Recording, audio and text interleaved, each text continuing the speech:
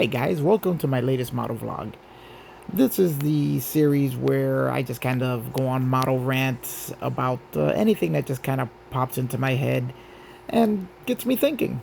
And hopefully I will start a conversation with you guys and get you guys thinking too. And comment back.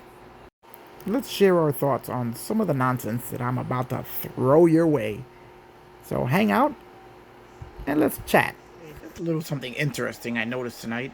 I was stripping the chrome on the front and rear bumper assemblies for the 68 Corvair. And check this out. This is the 68 Corvair, the original issue from 1967, 68 I think is when it was released. And it's bare styrene when you remove the chrome. And this is the later release. I think this is from like 1988 or 1990, somewhere around there. And here we have, there's some sort of a, I think, lacquer coating underneath the chrome when it's stripped. Now that's interesting. Let me show you something else. These are the two chrome trees. This is the one from the late 80s, early 90s. And this is the one from the late 60s. You can see how much more brilliant the chrome is on the newer kit. But the duller chrome here, it's more of a satiny finish. Actually, it looks more realistic.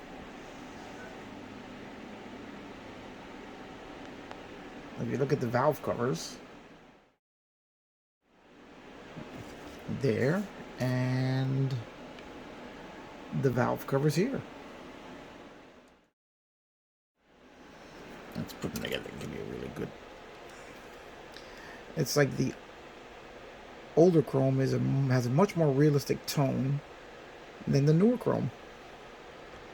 And the new stuff looks very toy-like, which is why I'm stripping it and redoing it.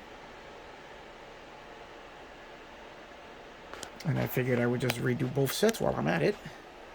And we'll put the best two on Dave's car, as that's slowly coming together. Alright, it's just an interesting note. If anybody out there knows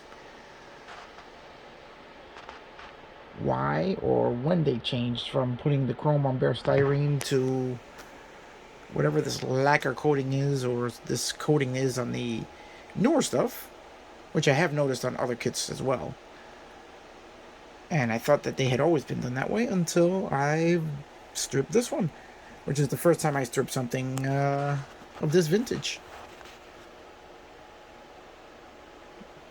Alright guys, just some interesting, something interesting I noted. And these are the two kits. This is the original issue from 68, and this is the later issue from both from AMT, and this is the later issue that they released under their Prestige series of cars.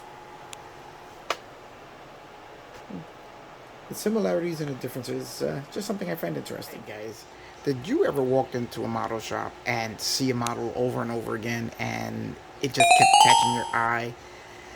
And no matter how much you resisted it, you wind up just picking it up. And you don't really know why, because it's not really something that it's in the top of your mind. But for some reason, it just grabs you and won't let you go.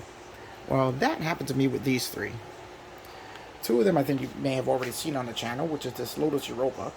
Every time I walked into the hobby shop and I saw this kit sitting there, I'm looking at this car going, I gotta have this. I don't know why, but it's just like a very cool little car, and I gotta pick it up. This is the Tamiya kit, and don't have any real affinity to the car. I don't really know much about the car. It's just something about it that I saw that box art and I saw this car and I'm like, wow, that's just a little weird. I gotta take a look at that. So I picked it up. The next one that I bought as an impulse buy was, well, not really an impulse, because I had seen this in the model hobby shop for what must have been months. And I never picked it up because it's, I don't know why, but it wasn't. I was always there for something else, and every time I would see it, my eye would be drawn right to this really good-looking little coupe from Mazda.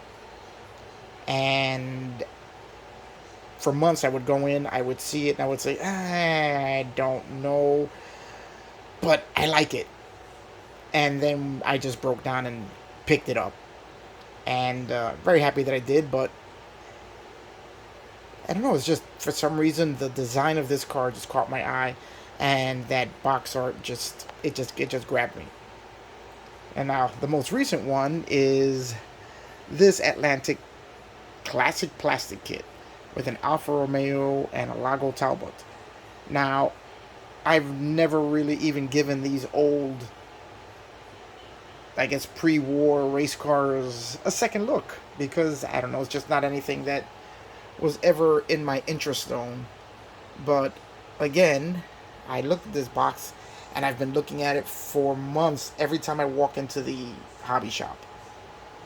And I kept saying to myself, well, maybe next time, well, maybe next time.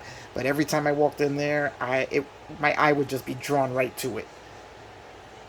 Now, I don't really know anything about the quality of this kit. I mean, we all know about Tamiya quality. And this is Hasegawa. We know that their quality has always been top notch. Now, this is an old Atlantis repop of two kits. And this one's going to be a little bit interesting. Again, I don't know anything about these three cars. And I don't really know why I was just drawn to them. 4 cars, actually. But I was. And I just had to pick them up. I don't know why. So, has that ever happened to you guys? Where you just see a kit and you're just drawn to it and you just wind up picking it up because you just have to have it and you don't know why? I mean, I really like this piece of art right here. I mean, that's just cool. This one's nice, but this one's my favorite. You know, let me know in the comments. Has this ever happened to you guys? No matter how much you try and resist the kit, eventually it wins and just draws you in. Let me know in the comments. Let's have a little conversation about it. How the kit monster just grabs you and won't let you go.